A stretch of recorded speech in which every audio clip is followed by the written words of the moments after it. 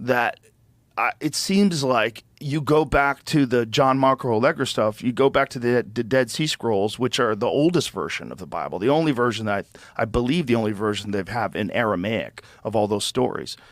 And if he's right, if John Marco Allegro is right, it all kind of makes sense that these people were having these experiences much like the Greeks were with the Eleusinian Mysteries, much like multiple different cultures in the Amazon, all over the world have experienced these profound ceremony experiences that lead to these journeys into the spirit world, these connections with higher consciousness, this something that when you're experiencing it seems very, very real, but also very preposterous when you try to explain it to people that aren't experienced. You know, it's like Hendrix. Like, are you experienced? Have you ever been experienced? Well, I have. Like, it's that. Like, with that understanding that that's possible, the world changes.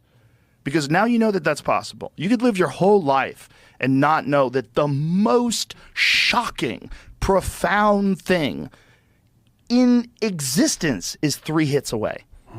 3 hits away. And all of a sudden, you're in a completely different universe in 20, 30 seconds.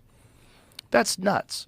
And the fact that that is dismissed, that people look at it as like, oh, you're just escaping reality, and you're like, it might be the source of civilization itself. It might be the source of language. It might be the source of the expansion of the human mind over a period of 2 million years, the doubling of the human brain over a period of 2 million years, which Terence McKenna felt directly coincides with the shifting of the tropical rainforest turning into grasslands, which would force these primates to experiment with new food sources, and these ungulate cows that were everywhere that would shit, and then these psilocybin mushrooms would grow in their shit. Observed primates flipping over these cow patties, looking for beetles and grubs and things to eat. It's everywhere. Like, you could see it all over Africa. If there's something on that, they're going to try it out. And if these things are trying it out and they're doing this over a period of 2 million years, and they develop language and culture and weapons, and they start thinking about things, and they become different than every animal around them. And this was McKenna's stone-dape theory, which I'm sure you're familiar with. And Dennis McKenna, who is, you know, a legitimate scientist, Dennis explains it even better, because he explains it with the actual mechanisms that your brain, that the things that fire up when you encounter high-dose psilocybin experiences that would lead you to the development of language. Glossolalia, the connection of sounds and objects and bringing things together in a manner of communication. Also, they realized that in low doses, it increases visual acuity. It makes people more amorous, makes people hornier. They're going to have more sex. They're going to be better hunters because they could see better. They're going to be a little more sensitive to the environment. They're going to be more aware.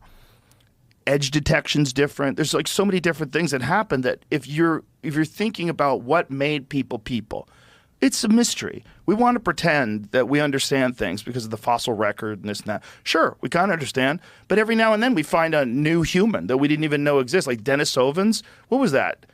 Not even 20 years ago, I don't think? So now there's a whole other branch of human beings that they weren't even aware of 20 years ago. Whatever the fuck happened that took us from all the other primates that are still here and made us this, it's pretty profound. And I have a feeling that psychedelics were at least involved in that process. That's my belief. And my belief is that the sweeping Psychedelics Act of 1970 that they passed essentially to target civil rights activists and anti-war activists. That's what they did. They wanted to go after the hippies. And they went after the hippies with MK Ultra, with Tom O'Neill so brilliantly outlines in his book Chaos.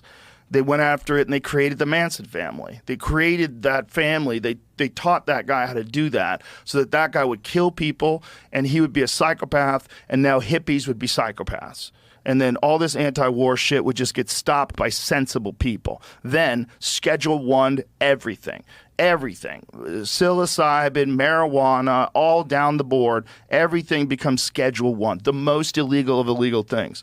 So all these people who are all these Ken Kesey people and, you know, all the LSD people of the 60s, all those people become criminals instantly. And they just threw water on the whole movement. And it worked. It really worked. It was Nixon and all the people that were in charge back then. If you look at what happened from 1960 to 1980, this confusing era of the 70s where the effects are wearing off, and then you get into the 80s and everybody's doing coke and they have makeup on and they have big hair and the music sucks. It's like something happened. Something happened. And what happened was they completely removed the very thing that had changed culture so radically from the 50s to the 60s. Like, I'm a gigantic fan of 1960s automobiles. I love them. There's something about the shapes of them, the way they sound. I mean, part of it is that I grew up in the 80s, and those were the cars we all wanted. When we were kids, you know, if a guy drove by in a 1969 Camaro, we would all be like, whoa, look at it. Look at that thing. But there's something about those shapes. There's something about the designs of those cars that resonates so strongly today. A 1990 car ain't worth shit. Nobody wants your fucking 1990 car. 1990 Camaro, get the fuck out of here with that thing. But if you have a 1968 Camaro, people will stop in a parking lot and stare at it. What is that? I think those guys were on drugs. I think all those guys were on drugs. I think the guy who created a Corvette had to be on drugs.